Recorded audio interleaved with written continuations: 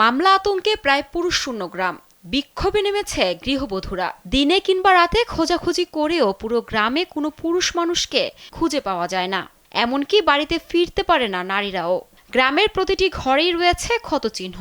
এ অবস্থায় আতঙ্কে দিন কাটছে গ্রামবাসীর। কুমিল্লার তিতাস উপজেলার চরবাটেরা গ্রামে এমনই এক ঘটনা ঘটেছে। চর দখল নিয়ে দুই গ্রামের সংঘর্ষের পর অধিকাংশ পুরুষ গ্রাম ছেড়ে পালিয়েছে। প্রাণ ভয়ে ঘরে ফিরছে না নারীরাও। এ অবস্থায় বিক্ষোভ কর্মসূচি পালন করেছেন তারা। স্থানীয় নারীদের দাবি, গেল ২৬ জুলাই বাটেরার চর ও আলীপুর গ্রামের বাসিন্দাদের মধ্যে সংঘর্ষের ঘটনা ঘটে। এতে এক নারী নিহত হন। এরপর বাটেরার চরে তাদের বসত বাড়িতে কয়েক ধাপে লুটপাট চালানো হয়। একই সঙ্গে ৬১ জনের নাম উল্লেখ সহ অজ্ঞাত আরও ২০০ জনের বিরুদ্ধে মামলা করা হয়েছে।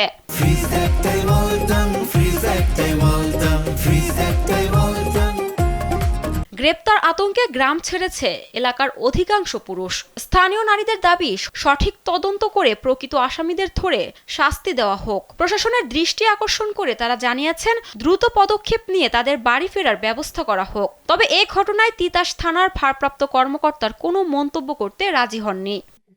মানে গ্রামের ভিতরে ৮০টা ঘরের মতন, ঠিক আছে, ৮০টা ঘরের ভিতরে একটা জিনিস কোনো কিছু নাই, সবকিছু নিয়ে গেছে লুটপাট করে। এবং কোনো গরু বাছুর যা আছে, ছাগল বা হাঁস মুরগি যা আছে সবকিছু নিয়ে গেছে, কোনো কিছু নাই। আমার ৫ ভরি স্বর্ণ, ঠিক আছে, ৫ লাখ টাকা, আমার একটা ধান ছড়ার মিশিং, একটা ভুট্টা ভাঙ্গার মিশিং, একটা ভুট্টা ছড়ার মিশিং, ঠিক আছে, আর একটা বালুর জাহাজ, কটা দড়ি গাওয়া হ্যাঁ খাইছিলাম, ঠিক আছে, ওই জায়গা থেকে হেরা নিয়ে আসছে। দেশের মন্ত্রীর কাছে সাহায্য চাই, দেশের এমপির কাছে আমরা সাহায্য চাই, ঠিক আছে। খতম খুললই ৩টা রাজহাঁস নিছে গা, ১৫টা মুরগা নিছে গা, অনেকটি হে মুরগা ছিল নিছে গা। এরপরে আমার সুকেশটা ভাঙ্গা ৫০,০০০ টিয়া নিছে, ২ পদ জিনিস নিছে। স্যার আমার ফোলাই টিয়া ফাটাইছে, সেই টিয়াটি নিছে। আমি জিয়ার জামাই বিদেশতে বাইতাইছে, আমি বাজার করে হাতে খাওয়াইলাম, সেই টিয়া পয়সাটি নিছে গা।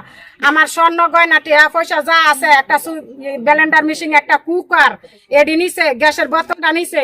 ৩৫,০০০ টিয়া আমার একটা মেশিন, টেলারি মেশিন, এই মেশিনটা নিছে গা স্যার।